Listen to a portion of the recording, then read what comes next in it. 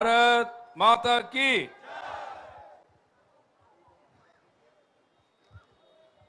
দফা এক দাবি এক, দফা এক দাবি এক, একটাই স্লোগান। এখন আমরা প্রথমেই স্লোগান দিয়ে শুরু করেছিলাম, জানি সবাইকে এই স্লোগানে আসতে হবে। অনেকেই ধীরে ধীরে এগিয়েছেন কিন্তু এত দূর পৌঁছতে পারেননি। চার দিক থেকে যখন এই স্লোগান শুরু হবে তখনই সমাধান হবে। যার বিরুদ্ধে এই স্লোগান, তিনি বিভিন্ন রকম কায়দা কানুন করে আন্দোলনকে ঠান্ডা করার চেষ্টা করছেন, কিন্তু মানুষ তার উপরে বিশ্বাস হারিয়েছে, তারা মানতে রাজি নয়। তাই আন্দোলনের বিস্তার চারদিকে হচ্ছে। শহর কলকাতা থেকে শুরু হয়ে গেছিল, জেলা শহর হয়ে মহকুমা শহর, গ্রামে গঞ্জে আজকে সাধারণ মানুষের মধ্যে এই আন্দোলনের ঢেউ পৌঁছে গেছে। তারা এই জঘন্য ঘটনার প্রতিবাদ করে এর বিচার চাইছে। আমরাও কম বেশি মাসখানেকের কাছাকাছি ধর্না চালিয়ে যাচ্ছি। ধর্না মঞ্চে ভারতীয় জনতা পার্টির পতাকা লাগিয়ে আমরা আমাদের বক্তব্য রাখছি। আমরা প্রধান বিরোধী দল হিসাবে জনগণ যে আন্দোলনকে চালিয়ে নিয়ে যাচ্ছেন, আমরা তাকে সম্পূর্ণ সমর্থন করে সহযোগিতা করে তাদের সঙ্গে আছি। পার্টির সর্বোচ্চ নেতারা এখানে আছেন। আজকেও মাননীয় রাজ্য সভাপতি আছেন, মাননীয় ডক্টর সুকান্ত মজুমদার কেন্দ্রীয় মন্ত্রী, রাজ্যের সহসভাপতি প্রাক্তন এমপি মাননীয় অর্জুন দা, আমার সামনে আমাদের পার্টির বরিষ্ঠ নেতা প্রাক্তন রাজ্য সভাপতি মাননীয় রাহুল দা, বাকি সমস্ত স্তরের এমএলএ এমপি পার্টির বিভিন্ন কর্মী নেতারা প্রতিদিন এই আন্দোলনে এসে এই যে ধর্না তাকে চালিয়ে নিয়ে যাচ্ছেন। শুধু নয়, পরস্পরকে উৎসাহিত করছেন। আমাদের বিভিন্ন মোর্চা সেলের নেতা কর্মীরাও এতে সম্পূর্ণ সহযোগিতা করছেন। বিশেষ করে কালচারাল সেল, যাদের যোগদান, যাদের এই যে সমর্থন সহযোগিতা, এটা অনস্বীকার্য। কারণ এই ধরনের লম্বা ধর্না চালাতে গেলে একঘেয়েমি এসে যায়। যারা ধর্নায় বসে আছেন তারাও, যারা শুনছেন, আসছেন, যাচ্ছেন, দেখছেন, তাদেরও একঘেয়েমি এসে যায়। কিন্তু কালচারাল সেলের আমাদের ভাই বোনেরা যে নিষ্ঠার সঙ্গে, উৎসাহের সঙ্গে, নূতন নূতন উদ্ভাবনী শক্তি দিয়ে গান কবিতা রচনা করে নিয়ে এসে আমাদের এই আন্দোলনের যে থিম তাকে এগিয়ে নিয়ে যাওয়ার সঙ্গে সঙ্গে সবার মনোরঞ্জনও করছেন, সেজন্য তাদেরকে আমি ধন্যবাদ জানাই। আন্দোলনকে প্রথম ভয় দেখিয়ে ঠান্ডা করার চেষ্টা হয়েছিল। ক্রীড়াপ্রেমীদের উপরে লাঠি চালানো হয়েছে, ডাক্তারদের উপরে চালানো হয়েছে, উকিলদের উপরে চালানো হয়েছে, ছাত্রদের উপরে অত্যাচার করা হয়েছে, পুলিশের কেস দেওয়া হয়েছে, বিভিন্ন নেতা থেকে বিশিষ্ট লোকেদেরকে পুলিশ থানায় ডেকে পাঠানো হয়েছে। কেন ফেসবুকে লিখেছেন মতামত, কেন বক্তব্য রেখেছেন, ইত্যাদি ইত্যাদি। কিন্তু কোনোটাতে কোনো কাজ হয় না। মানুষ মন তৈরি করে নিয়েছে। আপনারা জানেন মমতা ব্যানার্জি আহ্বান করেছেন। আহ্বান এই জন্য করেছেন, তার আগে তার সাহস ছিল না করার, যেহেতু সুপ্রিম কোর্ট বলেছেন ডাক্তারবাবুদেরকে আপনারা কাজে ফিরে যান। কারণ পশ্চিমবাংলায় এখন সমস্ত হসপিটাল ইত্যাদিগুলো জুনিয়র ডাক্তাররাই চালান। যেমন থানা বা ট্রাফিক ইত্যাদি সিভিক পুলিশরা চালান। স্কুল কলেজগুলো পার্ট টাইম আর প্যারা টিচাররা চালান। খালি একজনই পার্মানেন্ট আছে আমাদের, তিনি নিজেকে পার্মানেন্ট মনে করেন, তিনি মুখ্যমন্ত্রী। কিন্তু আমরা জানি তিনি টেম্পোরারিলি পার্মানেন্ট, খালি সময়ের অপেক্ষা থেকে পার্মানেন্ট ভাবছেন, যিনি কোনোদিন পার্মানেন্ট ছিলেন না, থাকবেন না। তো এই যে দুরবস্থা পশ্চিমবাংলা, বিশেষ করে স্বাস্থ্য ব্যবস্থার, ডাক্তারবাবুরা ফিরবেন কিনা সেটা তারা ঠিক করবেন। আমরাও চাই হসপিটালে যান ডাক্তাররা, তাদের জায়গা ওটাই। রুগীরা তাদের দেখতে চান, দেখাতে চান। বহু মুমূর্ষু রুগী আসেন চিকিৎসার জন্য বড় আশা নিয়ে, তারা ডাক্তারদের সামনে আসতে চান। আর ডাক্তাররাও সেই জন্য জীবনের মিশন হিসাবে চিকিৎসাকে নিয়েছেন বলে এই লাইনে এসেছেন। আর এখানে আসার জন্য তাদেরকে যথেষ্ট পড়াশোনা করতে হয়েছে, ভালো রেজাল্ট করতে হয়েছে, তাদের পরিবারের লোককে অনেক কষ্ট করতে হয়েছে তাদের মানুষ করার জন্য, এবং তারপরেও 50-60 লাখ টাকা খরচা করতে হয়েছে তাকে ডাক্তার তৈরি করার জন্য। দেশও তার পিছনে 50-60 লাখ টাকা খরচা করেছে। 1 কোটির বেশি টাকা খরচা হয়ে যায় একজন ডাক্তার তৈরি করতে, আর ডাক্তার হয়ে যাওয়ার পরে তার যদি এরকম বেঘরে প্রাণ যায় অপমানজনক ভাবে, সত্যি সত্যি আমাদের বুকে লাগে, পুরো সমাজ তাতে আর ব্যথিত হয়, আক্রোশ জন্মায়, যেটা আমরা গ্রামে গঞ্জে দেখছি। তা আজ হোক কাল হোক নিশ্চয়ই ডাক্তারবাবুরা ফিরে যাবেন, কিন্তু যে জন্য আন্দোলন শুরু হয়েছিল, আর এটা প্রথমবার হয়নি। মনে করুন 1 বছর 2 বছর 4 বছর আগেও বিভিন্ন হসপিটালতে এই ধরনের ঘটনা ঘটেছে কোনো না কোনো ভাবে। প্রকাশ্যে দিনের বেলা দুষ্কৃতকারীরা এসে ডাক্তারদের পিটিয়ে দিয়ে চলে গেছে, তাদের কোনো সুরক্ষা নেই, নার্সদের গায়ে হাত দিয়েছে, হসপিটালে ভেঙে গুঁড়িয়ে দিয়ে চলে গেছে, কোনো প্রতিকার হয়নি। যথারীতি জুনিয়র ডাক্তাররা ধর্মঘট করেছেন, বসেছেন, ধর্ণা দিয়েছেন, আর তারাও বিবেকে তাড়নায় যে যাওয়ার হয়ে গেছে, মানুষকে কষ্ট দেবো না বলে আবার ফিরে গেছেন নিজের কাজে। এবারও ফিরবেন, কিন্তু কবে ফিরবেন সেটা তারা ঠিক করবেন। মমতা ব্যানার্জি যে কথা বলছেন, উনি তো উৎসবে ফিরতে বলছেন। উৎসবে ফিরবেন কিনা, উৎসব কেমন হবে ভগবান জানে। আমি কাল মেদিনীপুর থেকে এসেছি, খড়গপুর এলাকায় খুব জোরদার গণেশ পুজো হয়। যেহেতু এটা মিনি ইন্ডিয়া, সারা ভারতবর্ষের লোকেরা থাকেন, তেলুগু ভাইরা, উড়িয়া ভাইরা প্রচুর সংখ্যায় থাকেন, ধুমধাম করে পুজো হচ্ছে, 5 দিন 7 দিন 11 দিন উৎসব চলে। সেখানে কিন্তু তার এসপি গিয়ে বলেছেন 3 দিনের মধ্যে বিসর্জন করতে হবে। আমরা জানি গ্রামের দিকে ছোট শহরে পুজো মেলা এটা হচ্ছে অর্থনীতির একটা বড় সোর্স। ছোট ছোট ব্যবসায়ী যারা মেলাতে দোকান দেন, সে ফুচকাওয়ালা থেকে আরম্ভ করে খাওয়ার দোকান থেকে গয়না গাঁঠি দুল সব জিনিস বিক্রি হয়। আজকাল তো কাপড় চোপড়ও বিক্রি হয় মেলাতে। সেই দোকানের জন্য তারা পয়সা দেন, 7 দিন 10 দিন মেলা চলে। এসপিএস বলছেন 3 দিনের মধ্যে গুটাও, কোনো পূজা হবে না, সব বিসর্জন দিতে হবে। তারা আমার কাছেও এসেছিলেন, পরে কথাবার্তা বলে 5 দিন হয়েছে, কিন্তু 7 দিন 9 দিন যে উৎসব চলে, যারা ঠাকুরকে রাখেন তারা চিন্তায় যে দাদা এতদিন তো আমরা এভাবে পুজো করে এসেছি, আজ নতুন ফরমান কেন আসছে। আজ মমতা ব্যানার্জি কলকাতায় আহ্বান করছেন ডাক্তারবাবুদের, আসুন উৎসবে ফিরে আসুন। যার বাড়ির মেয়ে মারা যায় এরকম বেঘরে, তারা উৎসব করতে পারে কিনা আমি জানি না, তার বাড়িতে পুজো পাঠ দুর্গা পুজো হয় কিনা আমি জানি না, কিন্তু মমতা ব্যানার্জি সব করতে পারেন। তাই এখানে তিনি উৎসবের জন্য আহ্বান করছেন, আর তার মেদিনীপুরের এসপি ওখানে 3 দিনের মধ্যে গণেশ পুজো বন্ধ করার জন্য ফরমান দিয়েছেন, না হলে সব তুলে নেওয়া হবে, ঢুকিয়ে দেওয়া হবে বলেছেন। বিচিত্র বৈপরীত্য, বিচিত্র ওনার ব্যবহার, বিচিত্র ওনার প্রশাসন। আমি বলছি ডাক্তারবাবুরা ফিরে যাবেন, চাইলে তারা কালকেও ফিরে আসতে পারেন, কারণ তারা সেবা করার জন্য এসেছেন। যারা 36 ঘন্টা বিনা বিশ্রামে ডিউটি করতে পারেন, বাড়ি না গিয়ে। করোনার সময় আমরা দেখেছি, কোভিডের সময়, লকডাউনের সময়, ঘন্টা নয় দিন নয়, এই ডাক্তাররা, এই নার্সরা, এই স্বাস্থ্যকর্মীরা মাসের পর মাস বাড়ি যাননি, হসপিটালে থেকেছেন, আর অনেকে মারা গেছেন সেবা করতে করতে। সেটাও ছোটখাটো সংখ্যা নয়, সারা ভারতবর্ষে 500-600-র বেশি ডাক্তার মারা গেছেন, বাকি স্বাস্থ্যকর্মী নার্স আছেন।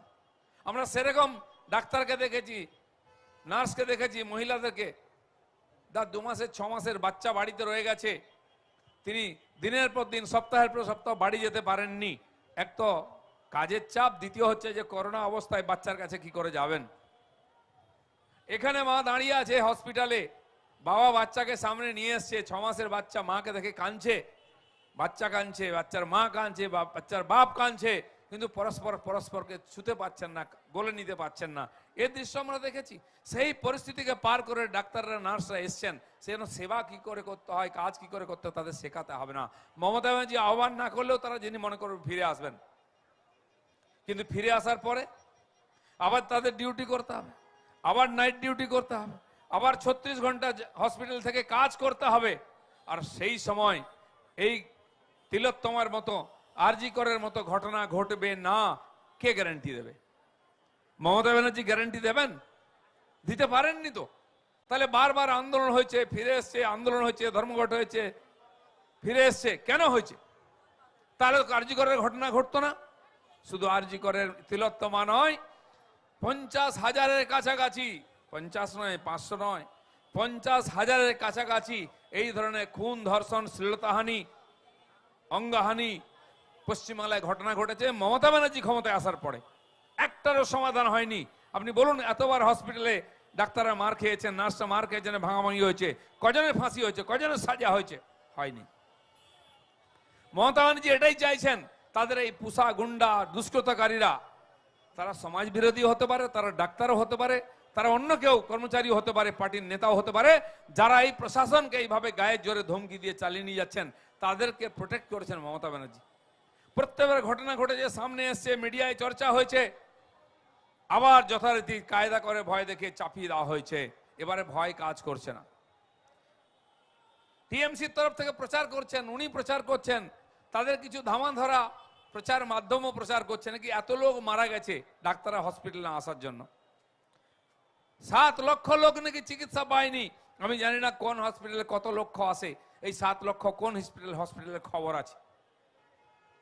7,000 রোগী নাকি ভর্তি হতে পারেনি, নাকি চিকিৎসা পায়নি, এসব তথ্য মমতা ব্যানার্জি দিচ্ছেন। মমতা ব্যানার্জির কাছে হাজার লক্ষ কোটি কোনো ব্যাপারই না, যা ইচ্ছা বলে দিতে পারেন উনি, তাই বলেছেন, এর আগেও বলেছেন। এই যে লক্ষ লক্ষ রোগী ফিরে যাচ্ছেন, এর জন্য ডাক্তাররা দায়ী নয়, এর জন্য মমতা ব্যানার্জি দায়ী। তিনি যদি ওই 4 দিন সময়ের মধ্যে দোষীদের ধরতেন, কমপক্ষে পুলিশের হাতে দিতেন, তারা যদি কাস্টডিতে যেত, জেলে যেত, বিচারের আওতায় নিয়ে আসতেন, তাহলে এই ধরনের সমস্যা তৈরি হতো না। হসপিটাল ছেড়ে ডাক্তারদেরকে রাস্তায় বসতে হতো না। যারা ডিউটি করেন রাতের পর রাত, তারা রাস্তায় বসে আছেন রাতের পর রাত। আমরা এখানে দেখেছি ধর্মশালায় 4 বছর 5 বছর ধরে টিচাররা, প্যারা টিচাররা, পার্ট টাইমাররা ধর্ণা দিচ্ছেন। কার পরীক্ষা হয়েছে, রেজাল্ট হয়নি, কার রেজাল্ট হয়েছে, চাকরি হয়নি, কার চাকরি হয়েছে, ডিএ হয়নি, এই ধরনের সরকারি কর্মচারী হবু টিচাররা বসে আছে। কেন? মমতা ব্যানার্জির অপশাসনের জন্য, অযোগ্যতার জন্য সমস্ত সিস্টেমটা ভেঙে পড়েছে। যেমন এখানে জুনিয়র টিচাররা চালাচ্ছেন স্বাস্থ্য বিভাগ, সেরকম স্কুলে যান প্যারা টিচার আর পার্ট টাইমারের স্কুল চালাচ্ছেন, পার্মানেন্ট টিচার নাই। এমন স্কুল আছে, একটাও হাই স্কুল আমি দেখি একজনও পার্মানেন্ট নাই। যিনি হেডমাস্টার তিনিও রিটায়ার্ড, তাকে রাখা হয়েছে। তো শিক্ষা ব্যবস্থা আর স্বাস্থ্য ব্যবস্থা, এই দুটো হচ্ছে আমাদের বাংলার মেরুদণ্ড, দুটোই ভেঙে দেওয়া হয়েছে। প্রাক্তন শিক্ষামন্ত্রী জেলে গেছেন, স্বাস্থ্যমন্ত্রী কবে যাবেন তার অপেক্ষায় আমরা আছি। ওয়েটিং লিস্টে নাম আছে, সে দিনটা তাড়াতাড়ি হোক, তাহলে বাংলা মুক্তি পায়। তাই তিনি আপিল করতে পারেন কিন্তু সুরক্ষা দিতে পারেন না, সমস্যার সমাধান করতে পারেন না, সমস্যা তৈরি করেন। তাই ডাক্তাররা কিসের ভরসায় আসবেন? মমতা ব্যানার্জির ভরসায় কোনোদিন কেউ আসেনি, আসবে না। সেই জন্য তাদের যে দাবি আছে, সেটা সবার দাবি আমাদের, এই অপকর্মের বিচার হোক, দোষীরা সাজা পাক। সেটা কেন করছেন না? উনি কেন বলছেন না হবে? উনি যাতে সাজা না হয় তার সব রকম ব্যবস্থা করেছেন। এই যে ঘটনার পরে আজ পর্যন্ত 1 মাস যা যা ঘটেছে, এই রাজ্য সরকার যা করেছে, প্রত্যেক পদে পদে অনৈতিক কাজ করেছে, পদে পদে সমস্ত চাপা দেওয়ার চেষ্টা করেছেন, সমস্ত ঘটনাকে বিলম্বিত করে মানুষের চোখের আড়ালে নিয়ে যাওয়ার চেষ্টা হচ্ছে দোষীদেরকে। আমি অবাক হয়ে যাই, মমতা ব্যানার্জি যারা খুব ভালো, নিজের একেবারে কোলের ছেলে পুলে, একেবারে ভাই ভাইপো, তারা খুবই চর্চিত হয়। যখন শুরু হয়ে গেল একবার সিবিআই নারদা কেস ধরলো, 2-3 জন এমপি চলে গেলেন ভুবনেশ্বর সিবিআই জেলে, তাদের নাম রোজ শুনতাম আমরা, এখন সেটা চাপা পড়ে, তারা বেলও পেয়ে গেছেন 3-4 বছর আগের ঘটনা। আর তার জন্য টিএমসির লোকেরা, নেতারা, মন্ত্রীরা, এমএলএরা এসে আমাদের পার্টি অফিস ভেঙে দিল, কিনা বিজেপি এটা করেছে। আর এখন গত 2-3 বছর ধরে দেখুন, তার কেষ্ট ভাই, তার পার্থ ভাই, যেই নাম আসবে 1 সপ্তাহ 2 সপ্তাহ ধরে তারই নাম দিন রাত চর্চা। কেষ্ট, পার্থ, বালু, জীবন সাহা আরম্ভ করে আরো ভুলে গেছি, মানিক বাবু, অনেক লোক নাম আছে। মমতা ব্যানার্জি খুবই ঘনিষ্ঠ, খুবই প্যারের লোকেরা, আর তারা এত চর্চিত, তারা কেউ অলিম্পিকের মেডেল জিতেনি, কেউ রাষ্ট্রপতি পুরস্কার পায়নি, বা বিদেশ থেকে পুরস্কার পেয়ে আসেনি যে তার নাম চর্চা হচ্ছে। কেন হয়েছে? সে কোনো না কোনো ক্রিমিনাল অফেন্স করেছে, বা চুরি করেছে, মানুষকে প্রতারণা করেছে, ধোকা দিয়েছে, তার জন্য তার কেস হয়েছে, সিবিআই হয়েছে, তাই তিনি চর্চায় আছেন। আর এখন বর্তমান তার এক সময় রাজীব কুমার খুব চর্চায় ছিলেন সারা দেশে, এখান থেকে শিলং চলে গেলেন ইন্টারভিউ দিতে। আর এখন দুজন, বিনীত গোয়েল আর সন্দীপ ঘোষ, খুবই চর্চিত, যাদেরকে মমতা ব্যানার্জি প্রত্যেক জন্মদিনে ঘটা করে শুভেচ্ছা পত্র পাঠাতেন। সেটা আপনি দেখুন, ফেসবুকে ঘুরছে, হোয়াটসঅ্যাপে ঘুরছে, কি নেমে লিখেছেন, তাদের প্রশংসা করে জন্মদিনের শুভেচ্ছা জানিয়েছেন। তার শুভেচ্ছায় কাজ হলো না, একজন জেলে গেছেন, আরেকজনকে বোধহয় যেতে হবে। তো মমতা ব্যানার্জির যারা কাছের লোক, তারা কেন সবাই চোর হয়? যারা কাছের লোক তারা কেন দুর্নীতিগ্রস্ত হয়? তাদেরকে জেলে যেতে হয় কেন? কেন তারা মানুষের কোথাও থাপ্পড় খায়, কাউকে চপ্পলের খায়, কখনো থুতু দেয় লোকে? এই ধরনের লোকে দিয়ে আপনি কেন কাজ করেন? নাকি আপনার কাছে এলে লোকে বিগড়ে যায়? কি খাওয়ান আপনি? এরকম একজন নেত্রী, একজন মহিলা, আমি মহিলা এই জন্য বলছি যে কিছু বললেই বলছে একজনই মহিলা মুখ্যমন্ত্রী ভারতবর্ষে, তার পিছনে লেগে আছে। ওটাই তো চিন্তার বিষয়। কেন ওই মহিলার বিরুদ্ধে বলতে হচ্ছে? আমাদের কি রুচিতে বাধে না একজন মহিলাকে সমালোচনা করতে? কিন্তু একজন মহিলা এরকম ব্যবহার কেন করেন? এরকম কথাবার্তা কেন বলেন? অসংলগ্ন কথাবার্তা কেন বলেন? কেন মিথ্যা বলেন? মহিলাদের সমস্ত মূল্যবোধকে যিনি নিজের পায়ে মারিয়ে দেন। ভাগ্য বলে আজকাল বোধহয় কোনো মহিলা তাকে অনুকরণ করে না, এক সময় খুব করতো, সবাই না করাই ভালো। তো তার কাছে গেলে সবাই চোর ডাকাত বদমাস গুন্ডা বদমাস পকেট কাটা হয়ে যায় কেন? সবাই জেলে চলে যায় কেন? আমাদের বাবুলদা গান লিখেছিলেন, যাদের মাথায় দিদির হাত তারা খাচ্ছে জেলের ভাত। সত্যি খুব দূরদর্শী বাবুলদা, আমাদের পার্টি ছেড়ে চলে গেল, কষ্ট হয়। আমি এখন কোথায় আছে জানি না, কিন্তু খুব ভবিষ্যৎবাণী করেছিলেন। আর দিদিকে ভালো চিনেছিলেন বলে ওনার কাছে গেছিলেন। আমরা বলতে একজন দুজন বোধহয় ব্যতিক্রম, এ তো লাইন দিয়ে মালা গাঁথা হচ্ছে জেলে যাওয়ার। আর যার মাথায় তার হাত পড়েছে জেলের ভাত খেতে হবে ভাই, অনেকে বুঝতে পেরে আগে থেকে সরে গেছেন। এই ধরনের নেত্রী ভস্মাসুর, তিনি সবাইকে জেলে পাঠাবেন, নিজে যাবেন আর বাংলাটাকে জেল বানিয়ে দেবেন। সেই দিনের অপেক্ষা করছি আমরা। তাই দুর্গা পূজা আসছে, উৎসবের বাতাবরণ তৈরি হচ্ছে, পুজো তো হবেই, এটা নিশ্চিন্ত। ধীরে ধীরে দুর্গা পূজাটা দুর্গোৎসবে পরিণত হয়ে গেছিল। পূজা ভক্তি শ্রদ্ধার পরিবেশ খারাপ হয়ে যাচ্ছিল। খারাপ হলেও একটা ভালো সময় এটা। কমপক্ষে দুর্গা পূজাকে পূজা হিসাবে এবার আমরা পালন করি, দুর্গোৎসব নয়, দুর্গা পূজা। পূজা করতে গেলে কিছু লাগে না, মায়ের ঘট বসিয়েও পূজা করা যায় যদি শ্রদ্ধা ভক্তি থাকে। সেটা করুন এবারে। ওই পাপের 85,000 টাকা নিয়ে উৎসব করবেন না, বেহেল্লাপনা করবেন না। যারা ওই টাকার মোহে পড়েছে তাদের কপালেও কষ্ট আছে। ধীরে ধীরে অনেকে ঘোষণা করছেন যে ওই টাকা নেব না। আমি বলছি একবার মেরুদণ্ড সোজা করুন। আপনি আপনার সবচেয়ে বড় উৎসব করছেন, মা দুর্গার পূজা করছেন, পকেটের পয়সায় করুন, সমাজের পয়সায় করুন, সরকারের ওই পয়সায় নেবেন না। যে পয়সা নিলে আপনার মেরুদণ্ড বেঁকে যাবে, যে পয়সা নিলে আপনার মুখ বন্ধ হয়ে যাবে, মাথা নিচু হয়ে যাবে, অন্যায়ের প্রতিবাদ করতে পারবেন না, ওই টাকা নেবেন না। এখানে না হলেও উপরে গিয়ে তার জবাব দিতে হবে। আমি সমস্ত পূজা কমিটির সেক্রেটারিদের, প্রেসিডেন্টের বলছি, আপনারা সামান্য মোহে বা লোভে আপনাদের সমস্ত পূজার যারা ওখানে ভক্ত তাদেরকে লজ্জিত করবেন না, তাদেরকে অসম্মানিত করবেন না। এতদিন মমতা ব্যানার্জি ক্ষমতায় আসার আগের থেকে আমাদের এখানে দুর্গাপূজা হয়ে আসছে, 50 বছর, 100 বছর, 200 বছর, 400 বছর। সেই পুজোতে কখনো আমরা এই দয়ার দান, ভিক্ষার দান নিয়ে করতাম না, জনগণের দান নিয়ে পুজো করতাম। মানুষ আসতো, খিচুড়ি খেত, বিরিয়ানি খেত না, দুর্গা উৎসব করতো, পুজো করতো। এবারও তাই হোক, দুর্গা পূজা হোক, দুর্গা পুজোতে ভক্তি সত্তার সঙ্গে পুজো হোক। কিন্তু মনে রাখবেন না, আমার মেয়েটি মারা গেছে, আপনার মেয়ে মারা গেছে, তার বিচার হয়নি, আর সেই অবস্থায় আপনি নতুন জামা কাপড় পরে ঢাক ঢোল বাজিয়ে পুজো দেখছেন, ঘুরছেন, আপনার বিবেক কি এতে অনুমতি দেবে? মমতা ব্যানার্জি ওটাই করতে চাইছেন, সব ভুলিয়ে দিয়ে দুর্গা পুজো গুলিয়ে দিতে চাইছেন।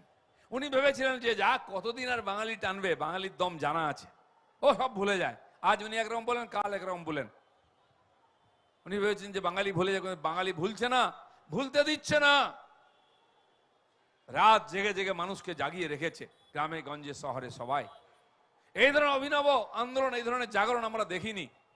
সেই জন্য যারা নেতৃত্ব দিচ্ছেন সামাজিকভাবে, সবাইকে আমরা অভিনন্দন জানাই। আমরা রাজনৈতিক পার্টি, আমরাও সেই চেষ্টা রাজনৈতিকভাবে করছি। তো মমতা ব্যানার্জির রাজত্বে নাকি জুনিয়র ডাক্তাররা হসপিটাল না আসার জন্য অনেক লোক মারা যাচ্ছে। দিদি, আপনার হসপিটাল এরকম যেখানে কুকুর আর মানুষকে এক জায়গায় শুতে হয় মাটিতে। সদ্য প্রসবা মা জানতে পারে না তার বাচ্চাকে কুকুরে টেনে নিয়ে চলে যায়। এই তো আপনার হসপিটালের নমুনা। বাকি অনেক অভিজ্ঞতা আপনাদের সবাই আছে, সবাই প্রাইভেট হসপিটাল যান না, সরকারি হসপিটালে গিয়ে লাইন লাগান, জানি কি হয় আমরা জানি। এটা ভালো করে কথা বলে না কেউ, দালাল না ধরলে কোনো সিট পাওয়া যায় না। ওখানকার যে অল্প মূল্যের ওষুধ দোকান আছে তার কি অবস্থা? ওইখানে ওষুধ কিনতে গেলে ওরা বলছে দাদা এই ওষুধ নেবেন না, এতে কোনো পাওয়ার নেই, ঠিক হবে না, বাইরে কিনে নিন। ওখানকার লোকেরাই বলে এই তো আপনার নমুনা। আপনি কিসের জোরে বলতে চাইছেন? লোককে মিথ্যা তথ্য দিয়ে বোকা বানাবার চেষ্টা করছেন, কেউ আপনার কথা বিশ্বাস করছেন। আজ এই অবস্থায় পৌঁছেছি আমরা। সেরকম দুর্গাপূজা তো হবেই, আন্দোলনও চলবেই। দুর্গাপূজা মাস্ট, কিন্তু আন্দোলন ফার্স্ট। আন্দোলন চলবে, একে বন্ধ রেখে যাব না। পুজো করব আমরা, কারণ বাংলার 12 মাসে 13 পার্বণ আছেই। এক জীবনে দুর্গাপূজা অনেক দেখবো আমরা। আমরা করোনার সময় দুর্গাপূজা দেখেছি তো, কি অবস্থায় ছিল দুর্গাপূজা। বহু জায়গায় পুজো হয়নি, মূর্তি আসেনি, ঘট রেখে পুজো হয়েছে, সেদিনও আমরা দেখেছি, 1 বছর নয় 2 বছর নয়। এবং এটাও দেখেছি যখন নারদা সারদা রোজ ভ্যালির কেস এলো, ধরা পড়ে গেল, তার আগে টিএমসি নেতাদের যে পুজো জমজমাট ছিল, যে দেমাক ছিল, সব চুপসে ঠান্ডা হয়ে গেল। গ্রামের পুজোর মতো হয়ে গেছিল, কারণ ওই কাটমানি চিটফান্ডের টাকা ঢোকা বন্ধ হয়ে গেছিল কয়েক বছর। হাড় পাঁজরা বেরিয়ে গেছিল, পুজোর সেই জাঁক জমক নষ্ট হয়ে গেছিল। এ সব দেখেছেন মা দুর্গা। তাই দুর্গা মা আমাদের ক্ষমা করে দেবেন যদি একটু হালকা পালকা হয়। বরঞ্চ মাকে ডাকুন, ভক্তি করে বলুন যে মা বাংলাকে মুক্ত করো, বাংলার মা বোনেদের মান সম্মানকে সুরক্ষিত করো, বাংলার পরিবেশকে পরিবর্তন করো, যাতে মা বোনের রাস্তায় বেরোতে পারেন। এখানে মা বোনেদের রাস্তায় ঢুকিয়ে দেওয়ার চেষ্টা হচ্ছে। কি কেন এত রাত্রে যাওয়ার দরকার কি আছে? বাড়ির বেরোয় কম সময় ডিউটি করুন। আর যারা এই কথা বলছে তারা গিয়ে দেখে ডাক্তার নেই, হসপিটালে তুলকালাম করে দেয়। যিনি এখানে এনএমওর কি প্রেসিডেন্ট মিস্টার মাঝি, তার রোগী ভর্তি করা হয়নি বলে তিনি ফাটাফাটি করে দিলেন, তুলকালাম করে দিচ্ছেন। তার এমএলএ এমপিরা কেন তার রোগীকে ভর্তি করা হয়নি? বেড না থাকলেও অন্যকে নামিয়ে দিয়ে তার বেডে তার লোককে রাখতে হবে, তার জন্য তারা তুলকালাম করেছেন। আর তারাই জ্ঞান দিচ্ছেন কি দরকার শর্ট টাইম করুন। আরে 36 ঘন্টা ডিউটি করার পরেও মানুষ পরিষেবা পাচ্ছেন না, এই আপনাদের স্বাস্থ্য বিভাগের। আপনারা মেয়েদেরকে বলছেন বেরোবেন না, হসপিটাল চলবে কি করে, স্কুল চলবে কি করে, অন্যান্য পরিষেবা কি করে চলবে? তার চেয়ে এগিয়ে গিয়ে অনেক নেতা আবার বড় বড় ডায়লগ মারছেন। কয়েকজন তো থুতু ফেলে আবার চেটেও নিয়েছেন। টিচার ডাক্তারদের সম্বন্ধে উল্টো পাল্টা বলে ক্ষমা চেয়েছেন। বড় বড় আর্টিস্ট তারা। এটাও বোধহয় অভিনয়, ওদের অভিনয়ের মধ্যে পড়ে। গালাগালি দেওয়াটা অভিনয়, ক্ষমা চাওয়াটা অভিনয়। বিশ্বাস করতে পারি না এদেরকে। আর কেউ কেউ বড় বড় নেতা নিজের ওই এলাকার মধ্যে, কুত্তা আপনি গাঁও মে শের হতা है, নিজের গলিতে কুকুর সে বাঘের মতো থাকে, যেই বেরিয়ে এসে লেজটা পেছনে চলে যায়। যারা বড় বড় কথা বলছেন, ডাক্তারদের চমকাচ্ছেন, আন্দোলনকারীদের চমকাচ্ছেন, দম থাকলে বাইরে এসে বলুন না চৌরাস্তায়, কলকাতায় দাঁড়িয়ে বলুন না একবার। বলছে নাকি জনরোষ। জনরোষের নমুনা তো দেখনি। পশ্চিমবঙ্গের মানুষ শিক্ষিত, মার্জিত, সংস্কৃতিবান, তারা জানেন সংবিধান, নিয়ম কানুন, তার ভিতরে গণতান্ত্রিক আন্দোলন করছেন। এটা তোমাদের 14 পুরুষের ভাগ্য ভালো। 2-4টা লোক যদি খেপে যেত কি হতো কেউ জানে না। বাড়ির থেকে তুলে নিয়ে এসে চৌরাস্তায় পেটাতো, জামা কাপড় খুলে নিয়ে রাস্তায় ঘোরাতো। তোমাদের যা চরিত্র, আমার মনে হয় যদি তারা জনরোষ দেখতে চায় আর যদি জাস্টিস না হয়, একদিন এটাও হতে পারে। সে নমুনাও দেখতে পাবেন, কাগজে ছবি বেরোবে, টিভিতেও দেখাবে লাইভ। সেটা না হোক, সেই জন্য চুরি করেছেন, পাপ করেছেন, মুখটা বন্ধ রাখুন। যারা লড়াই করছে জাস্টিসের জন্য লড়তে দিন। আমি অবাক হয়ে যাই, এই যে অপরাধ হয়েছে তার বিরুদ্ধে যদি কেউ আন্দোলন করে, তার বিরুদ্ধে যদি কেউ বলে টিএমসির গায়ে ছাকা লাগছে কেন রে ভাই? তোমার তো কষ্ট পাওয়ার করার নেই। তোমার দিদিও তো বলেছে উই ওয়ান্ট জাস্টিস। বলো না, জাস্টিস চাইতে পারে সবাই, অপরাধের বিরোধিতা সবাই করতে পারে। তোমরা রেপ করেছো, তোমরা মার্ডার করেছো, আমরা একবারও বলিনি। কিন্তু চোরের মন পুলিশ পুলিশ, কিছু বললেই ওদের গায়ে ছেঁকা লাগছে। ধরেই নিয়েছে চোর, গুন্ডা, বদমাস, রেপিস্ট সব টিএমসিতেই আছে, কেউ না কেউ তার মধ্যে করেছে। কেন মনের মধ্যে পাপ আছে? কারণ যত পাপ কর্ম তোমরাই করাচ্ছ, বা তাকে করতে সাহায্য করছো, বা যা করছে তাকে বাঁচাচ্ছ। সেই জন্য ওই অপরাধ বোধ থেকে বেরিয়ে আসুন। টিএমসির মধ্যে কিছু লোকের বিবেক এখনো বেঁচে আছে দেখলাম, হঠাৎ বেরিয়ে পড়েছে, ধুক ধুক ধুক ধুক করে সেলাইন দিয়ে চলছে, ধীরে ধীরে বলছেন, জোরে জোরে বলছেন। যারা অতি বুদ্ধিমান তারা পাবলিকের পেনানির ভয়েতে একটা চিঠি চাটাচি লিখে দিচ্ছেন, যদি ধরে একটাও মার বাইরে পড়বে না। কিন্তু কি জন্য বলছেন? জাস্টিসের জন্য বলছেন না, বিজেপির ভয় বলছে যে যদি কিছু না করো পাবলিক খেপে বিজেপিকে জিতিয়ে দেবে, তখন আমাদের পেট চলবে কি করে? বিজেপি না ক্ষমতায় চলে আসে সেই জন্য কিছু করুন। ওই মেয়েটির উপর অপরাধ হয়েছে, সামাজিক অপরাধ হয়েছে, তার বিধান হোক, তার বিচার হোক, তার জন্য নয়, বিজেপির ভয়েতে। যাক, ডর আচ্ছা হয়, ভয় থাকা ভালো। কোথাও না কোথাও ভয় থাকে, এখানে তো সবাই নির্ভয়, কারো ভয় নাই। যত অপকর্ম অন্যায় করো, গায়ে কখনো আঁচ পড়বে না। দিদি আছেন তো, চিন্তার কি? আবার কেউ কেউ বলছে বাংলাদেশের ঢাঁচে, বাংলাদেশের মতো আন্দোলন, বাংলাদেশের মতো স্লোগান চলছে, চলবে না। তোমরা বাংলাদেশ থেকে স্লোগান নিয়ে আসবে, খেলা হবে খেলা হবে। ওটা কে, তোর বাপ লিখেছে? লিখেছে ওপার বাংলা। জয় বাংলা কে স্লোগান দিয়েছে? তোর বাপ দিয়েছে? দিয়েছে ওপার বাংলার চাচারা। হ্যাঁ, ওপার বাংলার খেলা হবে আর ওপার বাংলার জয় বাংলা বলবি তো দফা এক দাবি এক তো হবেই, ওপার বাংলার দাওয়াইটাও নিতে হবে। তাহলে তো যেমন কুকুরকে সেরকম মুগুর দিয়ে সেবা করাটা আমাদের প্রচলিত পদ্ধতি আছে, আর এর তো কোনো সেবাই বাকি নেই, সব রাখা উচিত। তো আজকে দুর্দশা কোথায়? মমতা ব্যানার্জির কথা কেউ শুনছে না, তাই বাধ্য হয়ে ওরা দেখছে, ভয় দেখাচ্ছে। যারা ভয় দেখায়নি, অতি যারা সজ্জন দুর্বল ব্যক্তি যারা, তার মধ্যে ডাক্তাররা আছেন, তারাও আজকাল ভয় পাচ্ছেন না, টিচাররা আছেন তারা ভয় পাচ্ছেন না, সরকারি কর্মচারীরা ভয় পাচ্ছেন না, এখন বিচারক যারা আছেন জাস্টিস, তাদের ভয় দেখানো হচ্ছে। কোথায় শুরু হয়েছে? ডায়মন্ড হারবারে। আমাদের পশ্চিমবাংলায় একটা কথা চালু আছে, ডায়মন্ড হারবার মডেল, নাকি 8 লাখ ভোট জিতেছে, ওটাই মডেল। তো এই মডেলটাও ডায়মন্ড হারবার শুরু হয়েছে। যারা আছেন জাজ, তারা যখন চেয়ারে বসেন কাউকে তোয়াক্কা করেন না, সংবিধান দেখেন, আইন দেখেন। ওখানে চমকানো যাচ্ছে না। এর চেষ্টা এখানে গাঙ্গুলি সাহেব কেউ করেছিল, হাইকোর্টে তার ঘরের সামনে ধর্ণা দিয়েছিল গিয়ে টিএমসির উকিলরা, তাকে ঘেরাও করেছিল, তাকে গালাগালি দিয়েছিল, ধাক্কাধাক্কিও করেছিল কল্যাণ ব্যানার্জির নেতৃত্বে, নিজেদের মধ্যে ঝগড়া হয়েছিল। সেদিন আমরা দেখেছি হাইকোর্টকে ছাড়েনি। আর লোয়ার কোর্টে তো কি আছে, ডায়মন্ড হারবারে জজ সাহেবদেরকে বাড়ি গিয়ে ধমকি দেওয়া হচ্ছে, এই চলবে না তাই চলবে না। সোজাসুজি ওখানে দাঁড়িয়ে ধমকি দেওয়া হয়। আমাদের পার্টির কর্মী 45-50 হাজার কেস আছে আমাদের কর্মীদের উপরে, আমার উপরে কয়েক ডজন কেস, এখানে যারা বসে আছেন সবার উপরে কেস আছে, সমস্ত ফর্জি, সমস্ত রাজনৈতিক কেস। যদি কোনো জজ তাকে জামিন দেওয়ার কথা ভাবেন বা বলেন, ওখানে ধমকি দেওয়া হয়, বাইরে বেরো, দেখে নেবো, ট্রান্সফার করে দেবো কুচবিহারে, এই ধরনের ভাষা বলা হয়। তারপরেও বিচার ব্যবস্থা আপনি নিরপেক্ষতা কি করে চাইতে পারেন? তারপরেও ভয় পাচ্ছেন না বিচারকরা, তখন বাড়িতে ধমকি দেওয়া হচ্ছে। কোথায় বসে আছি আমরা? এই ডায়মন্ড হারবার মডেল একদিন সারা পশ্চিমবাংলায় লাগু হবে, তখন দেখবেন কোনো টিচার, কোনো ডাক্তার, কোনো জজ সাহেব, কোনো অফিসার কোনো ডিসিশন নেই। আজকাল বিডিও, এসডিও, ডিএম, তাদের তো এমন দুরবস্থা, এটা কেরানির চেয়েও খারাপ অবস্থা। যেমন বিনীত গোয়েলের, আইপিএস একজন সিপি, তাদের নিজস্ব মেরুদণ্ড নাই। আজ কোন ডাক্তার পোস্টমর্টম হয়ে গেলে পোস্টমর্টম রিপোর্ট লিখতে পারবে না যতক্ষণ না টিএমসির নেতা বলে দিচ্ছে।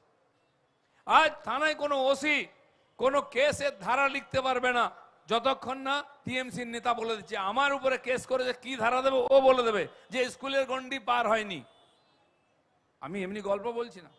আজকে আসেননি আমাদের জুনিয়র এমপি আছেন জ্যোতির্ময় মাহাতো, পুরুলিয়ার, ওখানে থানা ঘেরাও হয়েছিল।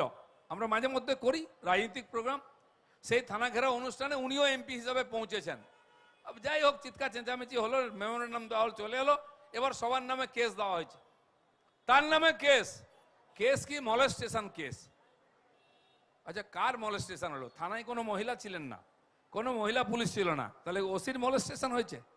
এরা এমন আহাম্মক, কোন ধারা কোন আইন তাও জানে না।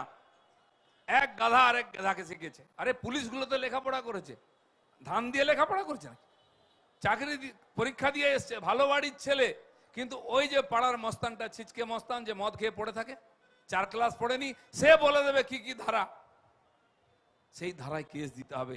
এই এরকম হাস্যাস্পদ ব্যাপার আছে সব জায়গায়। সমস্ত প্রশাসনটা এই অবস্থায় গেছে। সে মমতা ব্যানার্জি যাই বলুন, আর মানুষ ভরসা করছে না। আপনার যদি দম থাকে আপনি বলুন যে আপনারা ফিরে আসুন ডিউটিতে ডাক্তাররা, আমি সমস্ত সুরক্ষার দায়িত্ব নিচ্ছি। একবারও বলেননি যে এরকম ঘটনা হতে দেবো না, দুর্ভাগ্যজনক ঘটনা।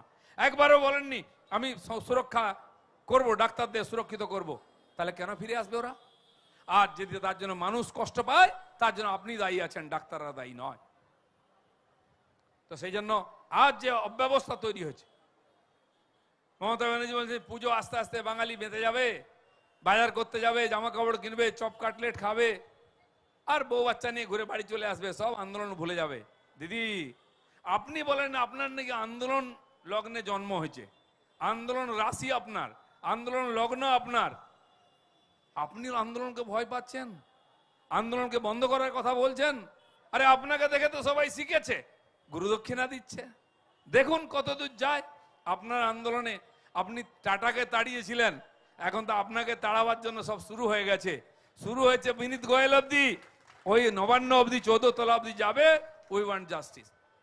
আর দফা এক, দাবি এক, আপনার পদত্যাগ চাই। সেই লড়াই চলছে।